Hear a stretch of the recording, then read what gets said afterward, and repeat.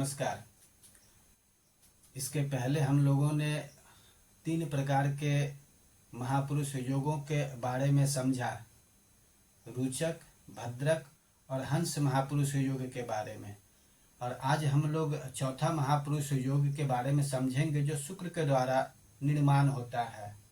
जब भी शुक्र स्वराशि का होकर या फिर उच्च का होकर इन 4 भवनों में, जो केंद्र भाव कहा जाता है, इसमें यदि बैठ जाता है तो मालव्य नामक महापुरुष योग का निर्माण करता है। तो शुक्र 2 राशियों का स्वामी है। जैसे शुक्र 2 राशि में से पहला शुक्र वृष राशि का स्वामी है। दूसरा शुक्र तुला राशि का भी स्वामी है।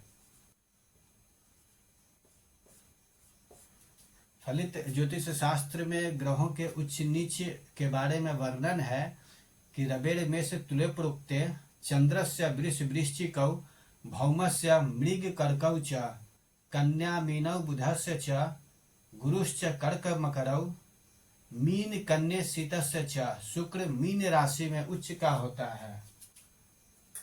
तीसरा मीन राशि में शुक्र उच्च का होता है।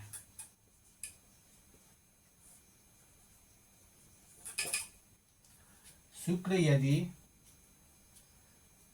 वृष, तुला या फिर मीन राशि का होकर लग्न भाव में, चतुर्थ भाव में, सप्तम भाव में या फिर इस 10वें भाव में यदि बैठ जाता है तो रुचक, भद्रक, हंसक, मालव्य महापुरुष योग का निर्माण करता है। मालव्य महापुरुष योग, महापुरुष योग, ये लग्न भाव केंद्र भाव कहलाता है। चतुर्थ भाव यह भी केंद्र भाव कहलाता है। सप्तम भाव यह भी केंद्र भाव ही कहलाता है। और 10वां भाव ये भी केंद्र भाव कहलाता है।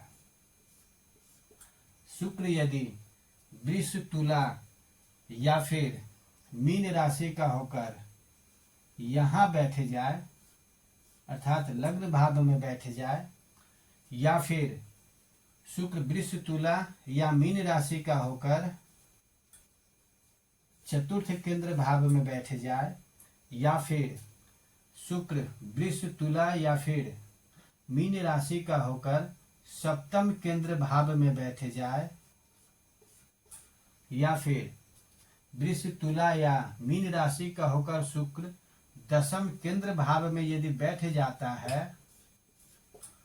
तो मालव्य महापुरुष योग का निर्माण करता है। फलित ज्योतिष शास्त्र में 5 महापुरुष योग में से मालव्य महापुरुष योग के बारे में अति उत्तम फलादेश किया है, जिसका रिजल्ट बहुत ही अच्छा होता है। जिसका परिणाम, जिस व्यक्ति की कुंडली में इन 5 महापुरुष योग में से एक योग भी हो तो भी अच्छा, 2 योग हो तो और अच्छा, 3 योग हो तो उससे भी उत्तम, चौथा योग हो तो और अधिक उत्तम फल कहने का निर्णय कहा है।